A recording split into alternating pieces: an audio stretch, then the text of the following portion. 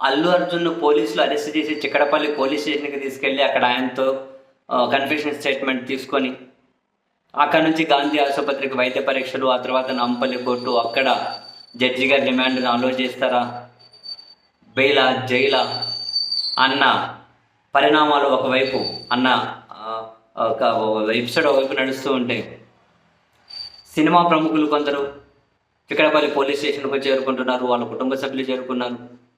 ఇంకొక వైపు తెలంగాణ హైకోర్టులో అల్లు అర్జున్ తరపున నిరంజన్ రెడ్డి, అశోక్ రెడ్డి న్యాయవాదులు ఇమీడియట్గా లంచ్ మోషన్ పిటిషన్ వేశారు.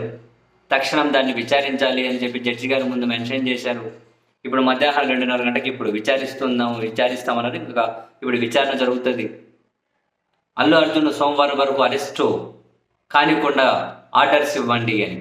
అయితే ఇంట్రెస్టింగ్, ఇప్పుడు ఇక్కడేమో అరెస్ట్ చేసి తీసుకొని వచ్చారు, అక్కడేమో సోమవారం వరకు ఆయనను అరెస్ట్ చేయనివ్వకుండా, అంటే ఏమైనా రిమాండ్కు సంబంధించిన విషయంలోనేమో సోమవారం వరకు అరెస్ట్ కానివ్వకుండా ఆర్డర్స్ కావాలి అని చెప్పి వాళ్ళు లంచ్ మోషన్ వేశారు.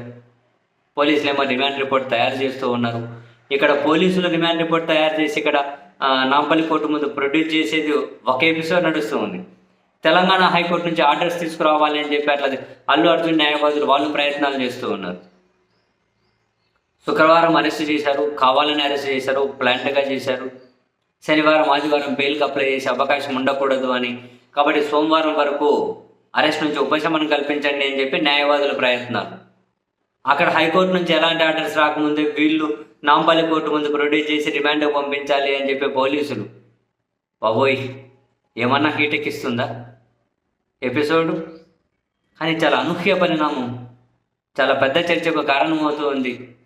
ఫైనల్గా కోర్టులు ఎలాంటి నిర్ణయం తీసుకుంటాయి, తెలంగాణ హైకోర్టు ప్రభుత్వం ఏం చెబుతుంది, తెలంగాణ ప్రభుత్వం ఫైనల్గా తెలంగాణ హైకోర్టు ఎలాంటి నిర్ణయం తీసుకుంటుంది అండ్ ఇక్కడ అల్లు అర్జున్ నెక్స్ట్ భవితవ్యం ఏంటి, నెక్స్ట్ రాబోయే కొన్ని రోజుల్లో చూద్దాం.